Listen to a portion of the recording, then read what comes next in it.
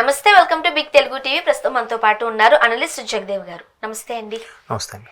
జగదేవ్ గారు, flight accident అహ్మదాబాద్లో జరిగిన సంఘటన హృదయ విదారకరమైన సంఘటన.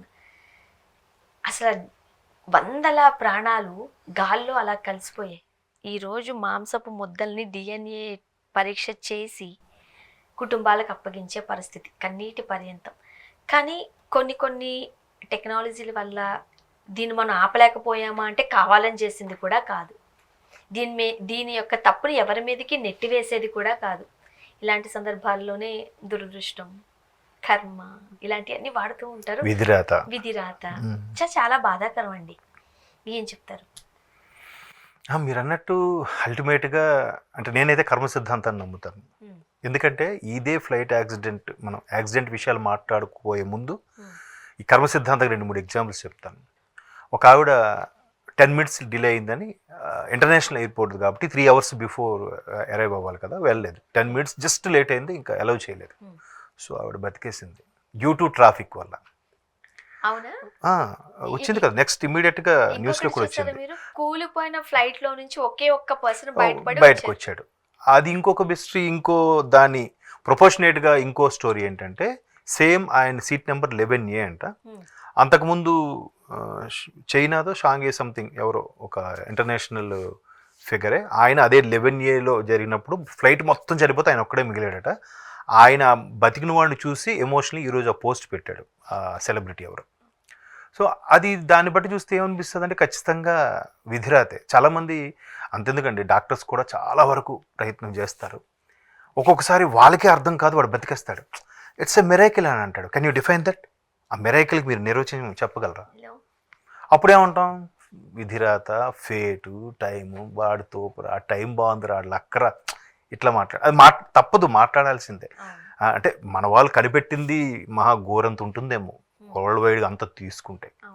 So coming to the flight accident పాయింట్కి వస్తే, యాక్చువల్గా ఏదైతే కాక్పిట్ రూమ్ అంటారు, అంటే పైలట్, కెప్టెన్ వాళ్ళందరూ ఉండి ఫ్లైట్ ఎగరడానికి సన్నద్ధమవుతున్నప్పుడు దానికి ఉండాల్సినవి ఏంటి అన్నీ ఆ డిస్ప్లేలో కూడా చూపిస్తుంది. అన్నీ చూపించి అంత బాగుందనుకున్నారు. ఆ కెప్టెన్ కూడా ఆయన 8,200 కిలోమీటర్లు ఎయిర్లో ప్రయాణించే అనుభవం ఉన్న senior pilot become a captain కదా. సో ఆయనతో పాటు ఒక జూనియర్ పైలట్ కూడా ఉన్నాడు, కో పైలట్. ఆయన ఒక దగ్గర ఒక 2,000 కిలోమీటర్లు ఎంతో జర్నీ చేశాడు. సో 2,000 కిలోమీటర్లు ఇట్స్ నాట్ ఏ జోక్ కదా, ఎంతో ఎక్స్పీరియన్స్ ఉంది. ఆయనకి 8,000 ఎన్నో చూసుంటారు కదా స్ట్రగుల్ అయినప్పుడు. ఎందుకు ఈవెన్ ఫ్లైట్ కూడా మనం గమనిస్తే ఫస్ట్ ఒక బస్సు లాగా ఇలా తీసుకుంటాడు, ఇలా 1 by 1 పెడతారు, అంటే ఎక్కువగా ట్రాఫిక్ ఉన్న ఎయిర్పోర్ట్స్లో. సో ఒకేసారి దాన్ని ఊపు అందుకోవాలని, ఇప్పుడు మనమైనా చూడండి లాంగ్ జంప్ గట్రా చేసేటప్పుడు స్పోర్ట్స్లో కూడా కొంత డిస్టెన్స్ తీసుకొని పరిగెట్టుకుంటూ వచ్చి జంప్ చేస్తాడు. ఈవెన్ ఫాస్ట్ పేసర్ కూడా అలాగే వేస్తారు. సో అదే టెక్నాలజీ అక్కడ కూడా అప్లై అవుతుంది. ముందు ఇలాగ రన్వే మీద వెళ్ళి ఒక్కసారి ఊపందుకొని పైకి టేక్ ఆఫ్ అవుతుంది. సో అట్లా టేక్ ఆఫ్ అవుతున్నప్పుడే, ఇంకా రన్వేలో ఉన్నప్పుడే కెప్టెన్కి డౌట్ వచ్చి మేడే కాల్ అని ఒకటి ఉంటుంది అంట. అది ఎస్. సో అంటే అది ఎమర్జెన్సీ, ఇంకా అంటే నేను ప్రమాద స్థితిలో ఉన్నాను, హ్యాండ్స్ అప్, మా చేతులు ఇంకేం లేదు, మీరు ఇది చేయాలన్నట్టు కూడా ఆయన మేడే కాల్ అప్లై చేసేసాడు. అంటే అది వీళ్ళు సస్పెక్ట్ చేసేది ఏంటంటే, ఇంధనం ఏదైతే దాంట్లో ఉండే ఇంధనం మండుతుంది, చాలా హై టెంపరేచర్లో మండితే కదండి అది పైకి లేసేది. స్టీమ్ కూడా అదే కాన్సెప్ట్ కదా. లండన్ వరకు పోవాలని అంటే దానికి ఫుల్ ఫ్యూయల్ కూడా పెట్టుకుంటారు, మధ్యలో ఆగి కొట్టించుకునేది అట్లా ఏముండదు. అంటే కొన్ని సార్లు ఏం చేస్తారంటే రిస్క్ ఎందుకని మధ్యలో ఎక్కడో ల్యాండ్ చేస్తారు, హాల్ట్ ఒకటి చేస్తారు, కనెక్టెడ్ ఫ్లైట్ లాగా ఉంటుంది. సో అట్లాంటివి కొన్ని ఉంటాయి. అంటే ఒకసారి ఆ ఫ్లైట్ కెపాసిటీ బట్టి లేదా ఫ్లైట్ మోడల్ బట్టి కూడా దాన్ని మధ్యలో హాల్ట్ పెడుతుంటారు. మ్యాక్సిమం దుబాయ్కి పెడుతుంటారండి, అది అరబ్ కంట్రీస్లో ఏదో ఒకటి. సో అట్లాగా ఆ మేడే కాల్ అప్లై చేసేసరికి ఇంకా వాళ్ళకి నుంచి దాన్ని ఏమంటారు, ATC, ఎయిర్ ట్రాఫిక్ కంట్రోల్, వాళ్ళకి సిగ్నల్స్ ఉంటాయి, వాళ్ళే దిశానిర్దేశం చేస్తూ ఉంటారు. ఈవెన్ ఆ కాక్పిట్లో కూడా ఫ్లైట్ ఎంత వేగంలో వెళ్తుంది, ఇప్పుడు విండ్ ఎంత స్పీడ్లో ఉంది, ఎంత ఎత్తులో ఉంది, ఎన్ని మీటర్ల ఎత్తులో ఉంది, కింద భూభాగం ఏంటి, అదే సముద్రం, ఏ సముద్రం పైన ఉన్నాం, లేకపోతే ఏ దేశం పరిసర ప్రాంతాల్లో ఉన్నాం, అన్నీ చెప్తూ ఉంటుంది. సో అక్కడ జస్ట్ 169 మీటర్స్ ఎంతో టేక్ ఆఫ్ అయిందంట, అంటే ఆల్మోస్ట్ ఆల్ 600 ఫీట్ ఎంతో వెళ్ళింది అంతే. వెళ్ళి ఇంకా అక్కడ నుంచి మరి పైకి లేవలేకపోయింది, ఊలిపోయింది. అంటే with in the fraction of seconds.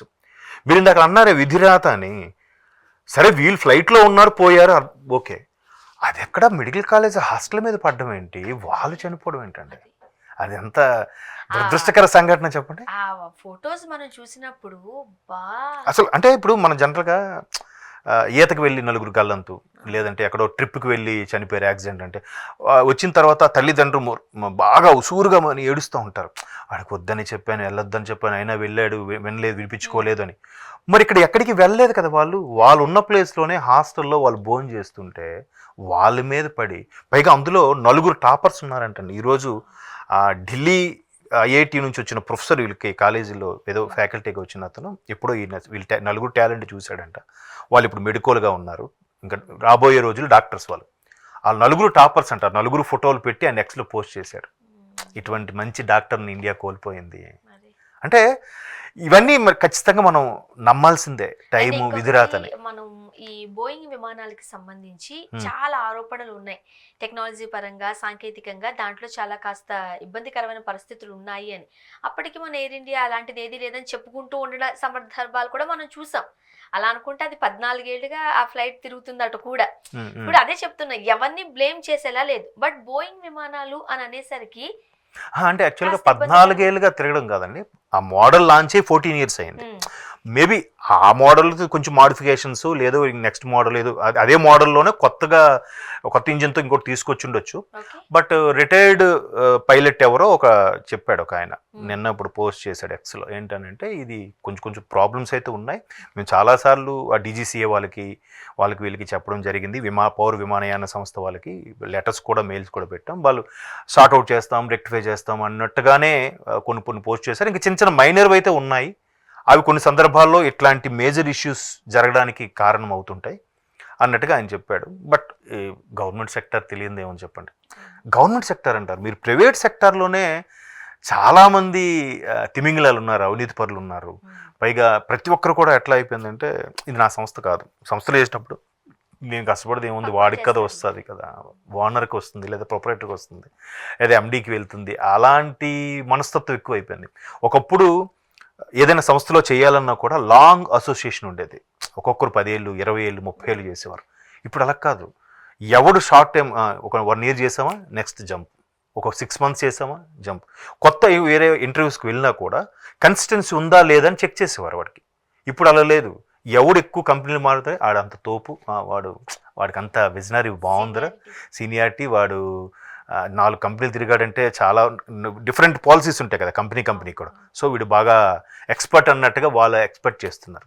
అంటే హెచ్ఆర్ వాళ్ళు కూడా అలాగా ఆలోచించే పరిస్థితి వచ్చేసింది.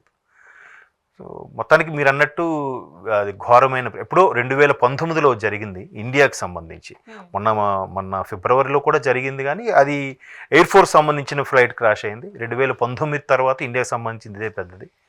దట్టు 2 years బ్యాక్ కూడా అరేబియా సముద్రంలో ఎక్కడో ఒక ఫ్లైట్ కూలిపోయింది చూసింది, అది ఇంకా దారుణం చూడండి. వీళ్ళకి ఇంకా బాడీలోనే దొరికేమో వాళ్ళు అసలు బాడీలో ఏంటంటే, ఒకవేళ వాళ్ళు ఫ్లైట్లో యాక్సిడెంట్ తుల్లిపోయినా ఆ నడి సముద్రంలో ఉన్నప్పుడు వాళ్ళు ఈత రాణాలు ఉండొచ్చు, అలాగ మునిగిపోయి చచ్చిపోయి ఉండొచ్చు, వాళ్ళ బాడీలు దొరకపోయి ఉండొచ్చు.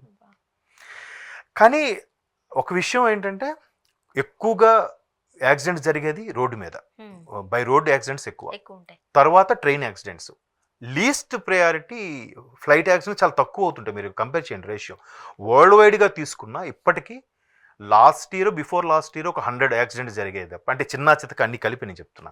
అంటే వరల్డ్ వైడ్గా 100 యాక్సిడెంట్లు చాలా తక్కువ కదా ఫ్లైట్కి ఆ యాక్సిడెంట్స్ అయ్యే రేషియో చాలా తక్కువ ఉంది. అంటే సెక్యూర్ అదే అనమాట, compare to road, compare to train, compare to even ఈ షిప్స్ కూడా చాలా తక్కువ ఉంటాయి, ఫ్లైట్ తక్కువ ఉంటాయి. కరోనా టైంలో కూడా కరోనా వాళ్ళు చనిపోయే వాళ్ళకన్నా ఎక్కడ రోడ్డు మీద తిరగకపోవడం వల్ల రోడ్ యాక్సిడెంట్స్ ఎక్కువ ఉంటాయి, కరోనా వాళ్ళు చచ్చిపోవడం వల్ల కదా భారతదేశంలో, తెలుసా మీకు? సో రోడ్డు మీద ఏ వెహికల్స్ తిరిగిపోతే పొల్యూషన్ ఫ్రీ చాలా ఉంటుంది. బట్ మనం అదే ఇంకా దీన్ని మనం ఎట్లా డిఫైన్ చేయాలో కూడా అర్థం కాని పరిస్థితి. ఎగ్జాక్ట్లీ మనం అన్నట్టు విధి కర్మ అంతే టైం. వాళ్ళ కోసం మనం మౌనం పాటించిన వాళ్ళు ఆత్మశాంతి కలగాలని కోరుకోవడం తప్ప, త్వరగా కోలుకోవాలని తప్ప, నిజంగా అంటే మన శత్రువు కూడా అటువంటి పరిస్థితి రాకూడదని అనుకోవాలి. బట్ అంతే గవర్నమెంట్ సెక్టార్లో కూడా ఉన్నాయి కొన్ని. అది అంటే పెద్ద అసోసియేషన్ అయ్యేసరికి పైగా అతిపెద్ద ప్రజాస్వామ్యం ఉంది. ఇన్ కేసు వాడు సార్ దాన్ని ఇలా చేద్దామని ఎవడో ఒక సీనియర్ ఆఫీసర్ సీనియర్ ప్రొఫెషనల్లో చెప్పినా కూడా వీడికి మార్కులు వచ్చేస్తున్నాయని చెప్పి వాడు ఫైల్ మూవ్ చేయడాడు. ఎప్పుడు మళ్ళీ ట్రాన్స్ఫర్ వెళ్ళిపోయాక వీడియోలో కనిపెట్టేసినట్టు వీడు చెప్పి వీడు సరిగ్గా ఎక్స్ప్లెయిన్ చేయలేక అది ఇంకో ఏదో అయిపోయి ఇలా జరుగుతూ ఉంటాయి. థ్యాంక్ యూ అండి. Thank you.